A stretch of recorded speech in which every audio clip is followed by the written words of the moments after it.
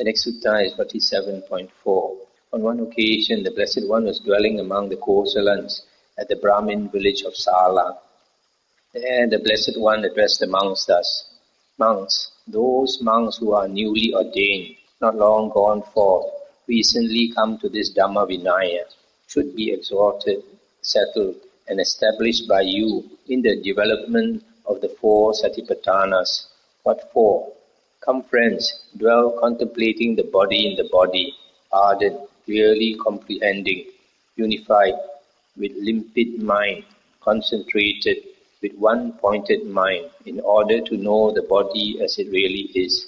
Similarly, dwell contemplating feelings in feelings, mind in mind, Dhamma in Dhamma, ardent, clearly comprehending, unified, with limpid mind, concentrated, with one pointed mind, in order to know the body, feelings, mind and Dhamma as they really are. I'll stop here for a moment. It's quite important here. The Buddha says you have to contemplate the 4 Satipatthanas, one pointed mind, in order to know the 4 objects as they really are. And the Buddha always says in the suttas that to see things as they really are, the condition is one pointed mind, concentrated mind. That's why here it's stated to know things as they really are, you need concentrated one pointed mind. Monks, those monks who are trainees, who have not attained the mind's ideal, who dwell aspiring for the unsurpassed security from bondage, they too dwell contemplating the body in the body, ardent, clearly comprehending, unified, with limpid mind, concentrated, with one pointed mind, in order to fully understand the body as it really is. They too dwell contemplating feelings in feelings, mind in mind, Dhamma in Dhamma, ardent, clearly comprehending, unified, with limpid mind, concentrated, with one pointed mind, in order to fully understand the 4 objects as they really are. Monks, those monks who are arahants, whose asavas are destroyed, who have lived the holy life, done what had to be done, laid down the burden, reached their own goal, utterly destroyed the fetters of existence, and are completely liberated through final knowledge. They too dwell contemplating the body in the body, feelings in feelings, mind in mind, Dhamma in Dhamma, ardent, clearly comprehending, unified, with limpid mind, concentrated, with one pointed mind. Monks, those monks who are newly ordained, not long gone forth, recently come to this Dhamma Vinaya, should be exhorted, settled, and established by you in the development of these 4 Satipatthanas. So, the Buddha, his disciples, the monks, when they are ordained, first they have to learn this Vinaya, which will teach them to uphold the Sila, and they have to learn the Suttas. During the Buddha's days, they had no books, so they had to memorize the Suttas. All of them had to memorize the Suttas. So then at the same time, they are taught this meditation. So the important point in this sutta is that when you practice the 4 Satipatthanas also, the mind has got to be one-pointed, concentrated in order to know the 4 objects of Satipatthana as they really are. In the Buddha Suttas, when he says concentrated or concentration, he always refers to the jhanas, the 4 jhanas, first jhana, second jhana, third and fourth jhana. 47.5 at Savatthi. There the Blessed One said, Monks, if one were to say of anything, a heap of the unwholesome, it is about the 5 hindrances that one could rightly say this. For this is a complete heap of the unwholesome, that is, the 5 hindrances. What 5?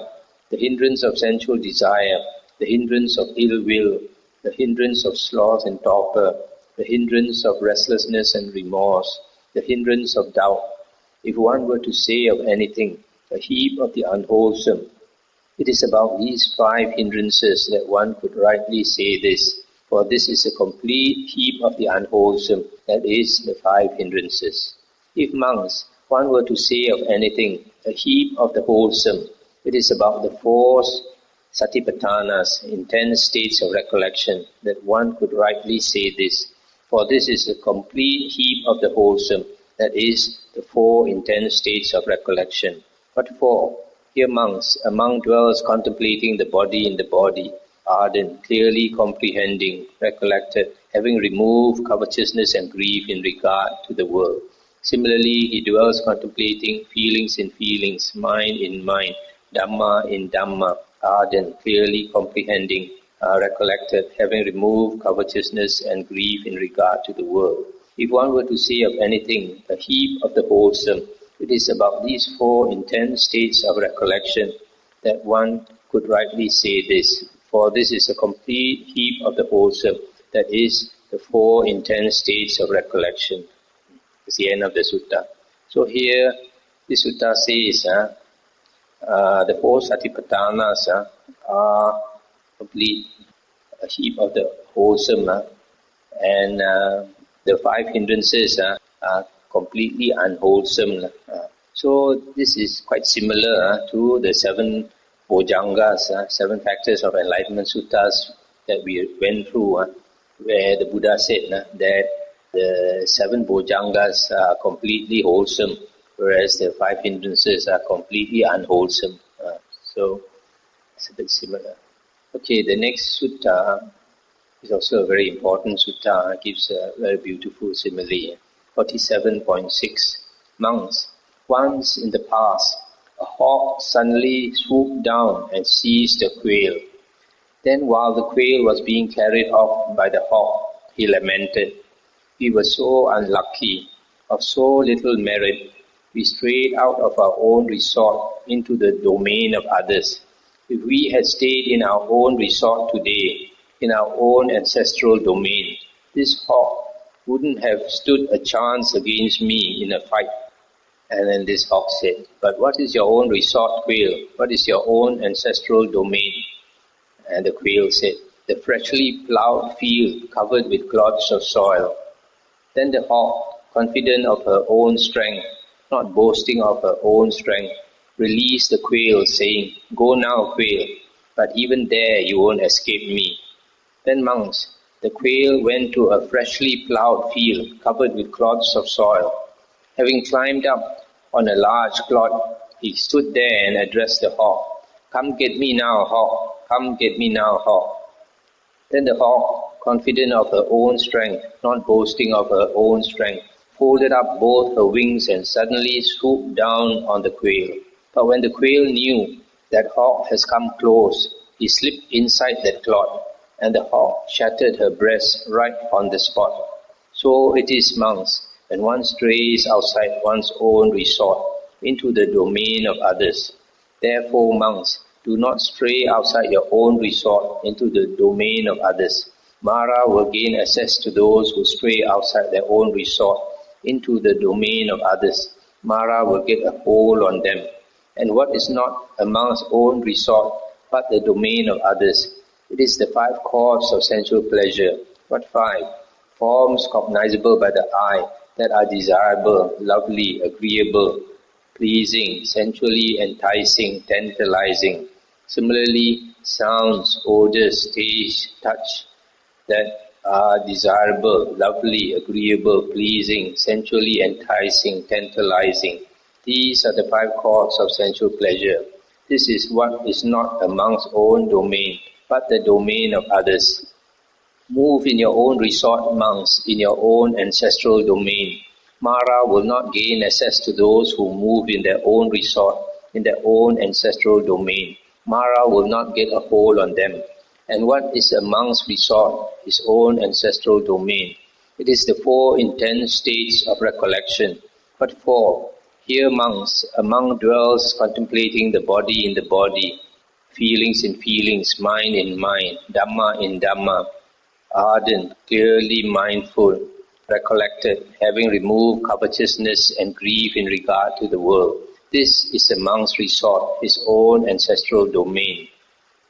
That's the end of the sutta. So from this sutta, the Buddha is saying that if we put our attention and we contemplate or pay attention of worldly objects like sight, sound, smell, taste, and touch, we can get caught. They get caught by Mara, just like this quail. It ventured out of her own territory, got caught by the hawk. So when she went back to her own territory, then the hawk could not get her because she jumped into the hole underneath the clod of earth.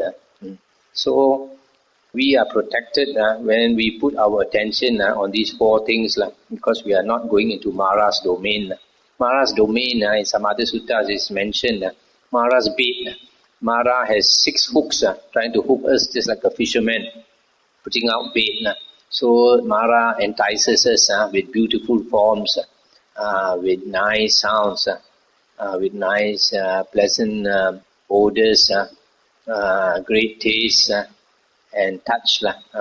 So if we go and pay attention to these things that are enticing, exciting, then we get caught by Mara.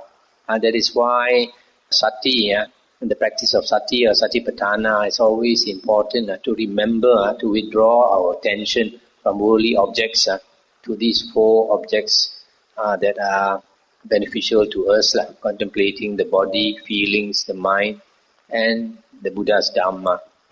The next sutta is also quite similar. It gives a simile, but it's another beautiful simile. 47.7. Monks, in the Himalayas, the king of mountains, there are rugged and uneven zones where neither monkeys nor human beings can go. There are rugged and uneven zones where monkeys can go, but not human beings. There are even and delightful regions where both monkeys and humans can go. There, along the monkey trails, hunters set out traps of pitch for catching monkeys. I'll stop here for a moment. These traps of pitch is supposed to be this like bitumen, it's very gluey.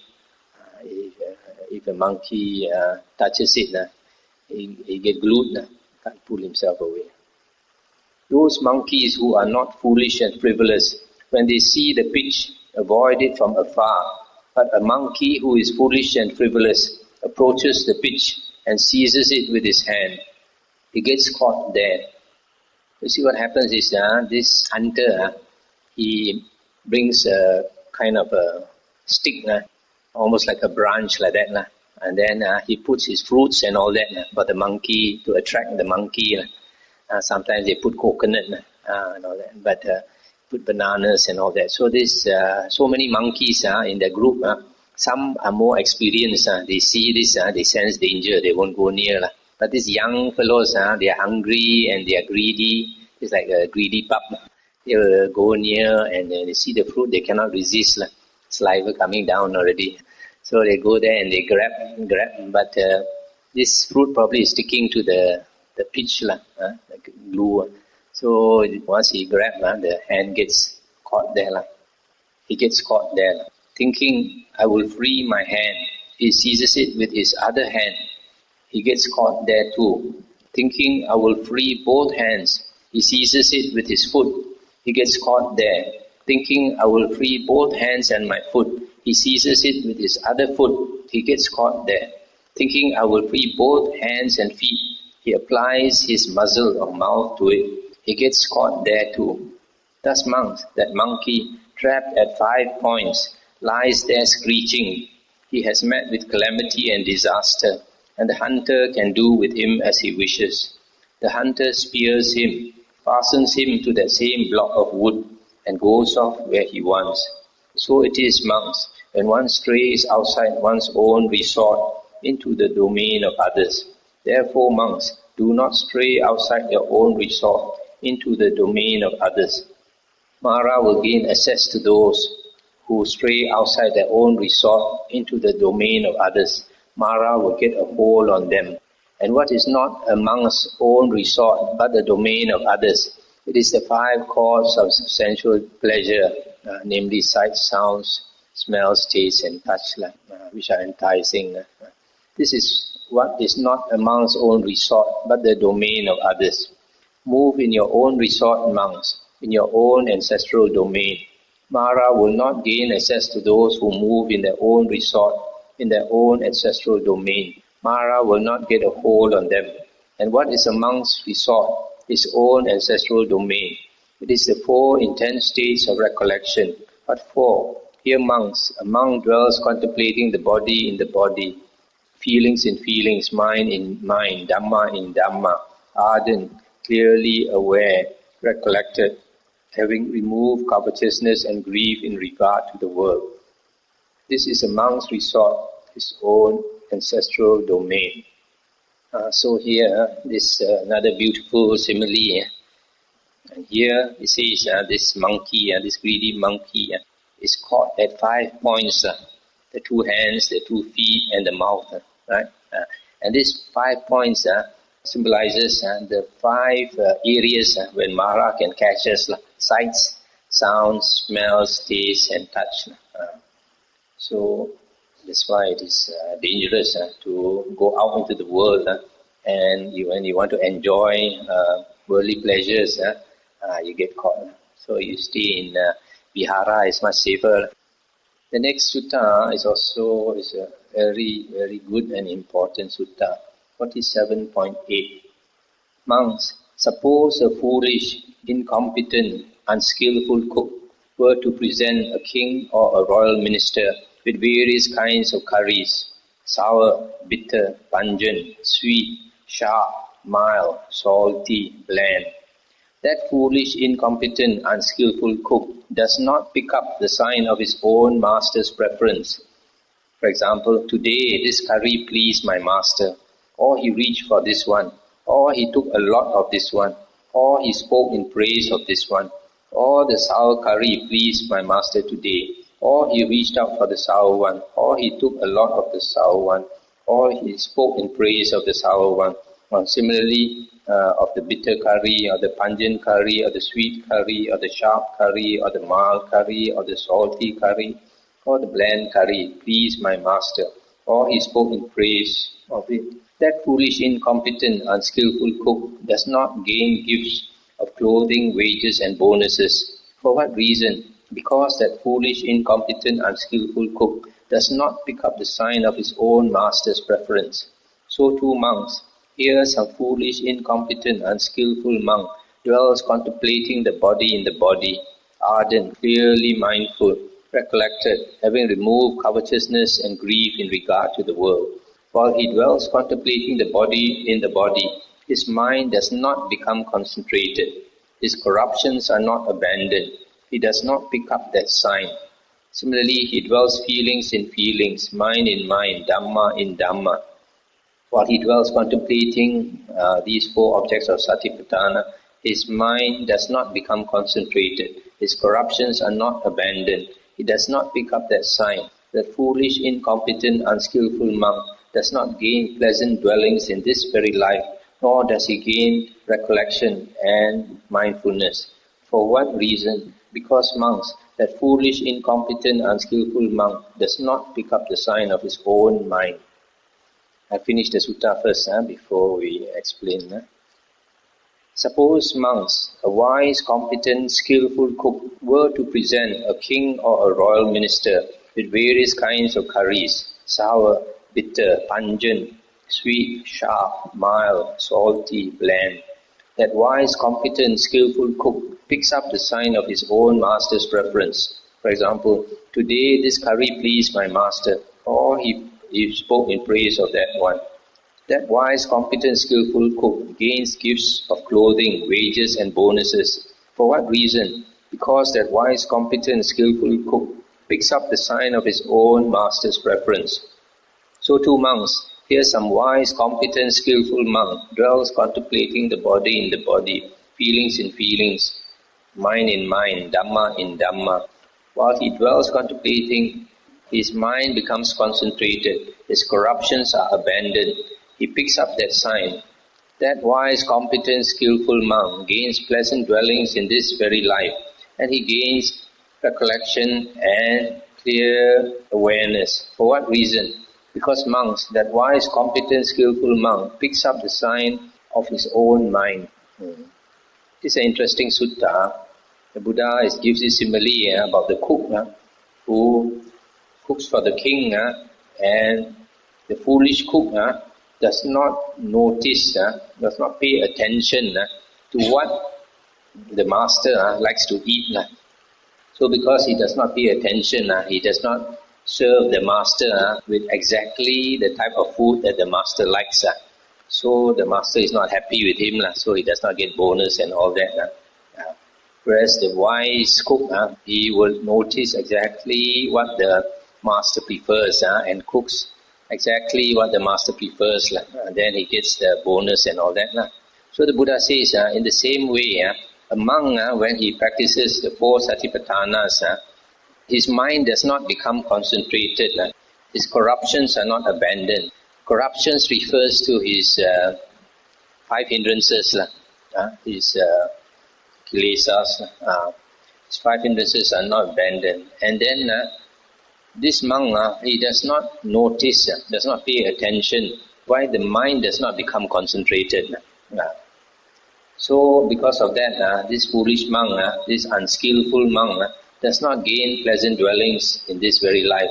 Pleasant dwellings means, normally in the suttas, it means if a monk attains the jhanas, then he's usually dwelling very happily, blissed out every day.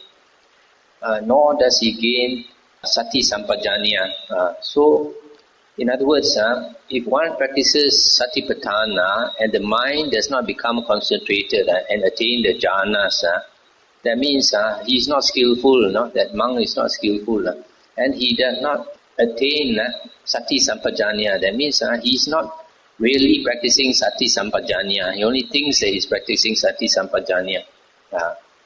And then on the other hand, the skillful monk, he practices in the right way, and the mind becomes concentrated.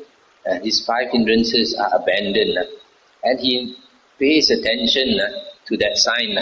What is that sign? The sign is what are the things the mind prefers.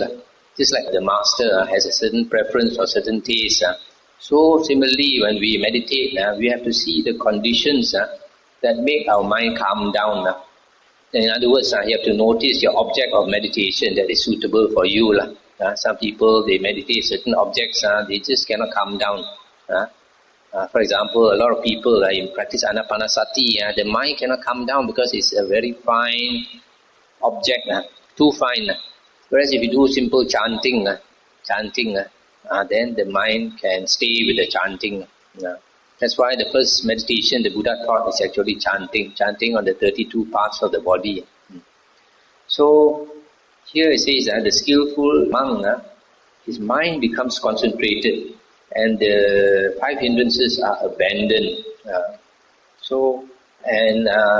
He gains sati sampajanya. That means he attains sati sampajanya, recollection and mindfulness. And why? Because he notices the sign of his own mind. He notices the preference of the mind. So it is not only has to do with the object of meditation. You have to see other conditions.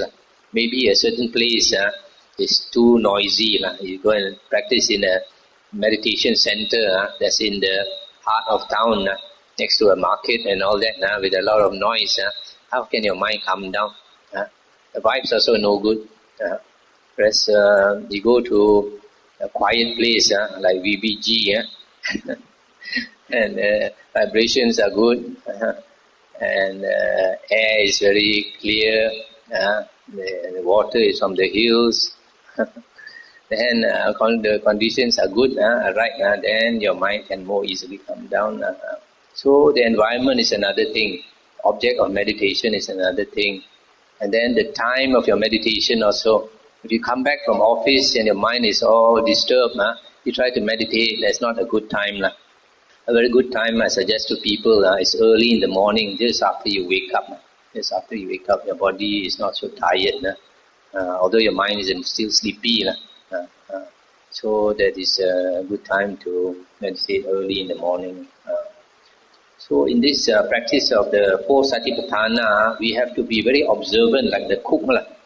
The cook has to notice what the master likes. So in the same way, we have to notice what our mind likes, what our mind inclines to. So you have to notice all these conditions. And one day, if you have a good meditation, you have to ask yourself, why today the meditation is so good? Then you have start considering, maybe because today I didn't flare up, didn't lose my temper, all that. So all these things, you have to. These are very practical instructions where we can use. That's why a lot of people don't understand. They think that the suttas are just dry stuff, just theory only. There's a lot of practical instructions in the suttas. If only you take the trouble to go and see. You can't get these instructions from any meditation teacher, because the best meditation teacher is our Buddha. All his instructions are very clear here already. Why you go and look for some present-day monks? They can never come near the Buddha standard. So for the suttas, we'll finish for tonight. Anything to discuss? Mindfulness of the body is the topic. How do we concentrate or concentrate on the body? These Buddha's disciples, if they want to practice for liberation, they have to try to maintain their mindfulness 24 hours a day. So even though they lie down to rest, to sleep, actually they try not to sleep. They try to maintain their mindfulness. So for example, like the first meditation, the Buddha taught 32 parts of the body. So the monk chants head, hair, body hair, nails, teeth, skin, flesh, sinew, bone, marrow, kidney, heart, etc. So when he lies down, he will still continue that chant. That's why the chanting is very useful, in that even when you go and rest, you still practice it. So that's why the Buddha's disciples, they practice to the extent that up to the extent when the mindfulness is maintained 24 hours a day. That's why all arahants have mindfulness 24 hours a day. So nowadays, some meditation masters, they don't understand. Either they don't understand, or because they themselves cannot practice to that stage. They say you can sleep. Sleep. When you fall asleep, be mindful just before you fall asleep. You can be mindful before you fall asleep, but after you fall asleep, you are no more mindful. Hokkien say, "Pang tua chia liao, đã kỳ cả tự lộ nè."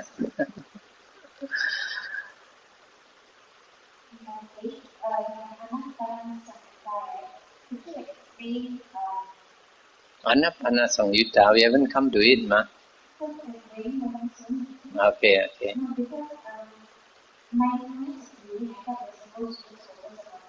Yeah.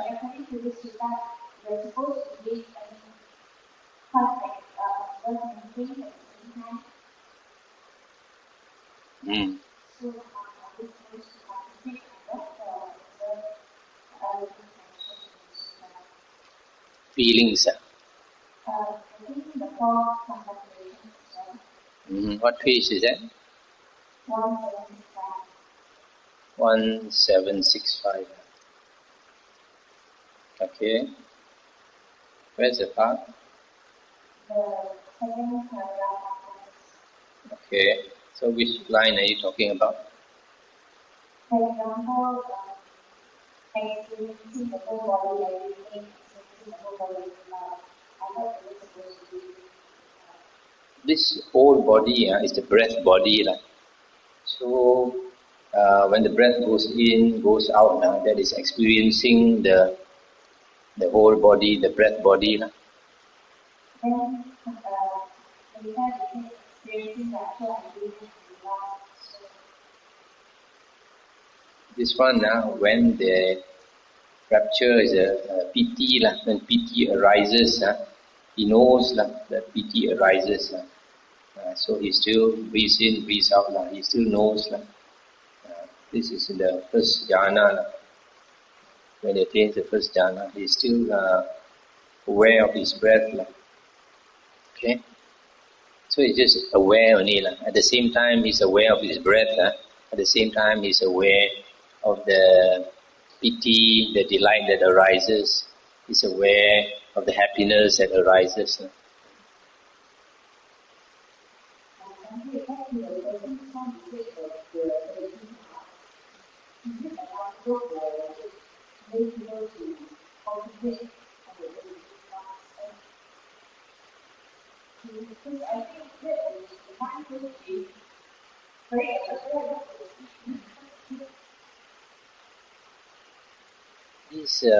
Some of these contemplations, like 32 parts of the body, it's more for monastics, monks and nuns.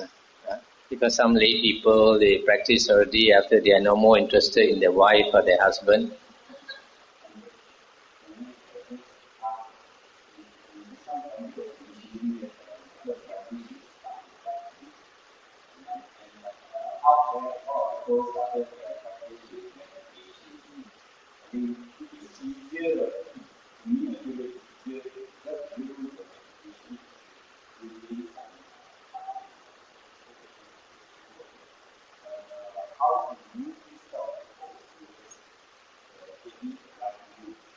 They can meditate. At the same time, you encourage them to study the suttas. The two can go hand in hand. Because for lay people, you can't spend a lot of time in this spiritual pursuit. So if you can, like early in the morning when you get up, do some meditation. Then when you come back from office, you study the suttas, because your mind is tired, your body is tired, not suitable for meditation. And in the free time you have before you go to sleep, study the suttas or listen to the suttas. So the two can go hand in hand. Okay, shall we end tonight?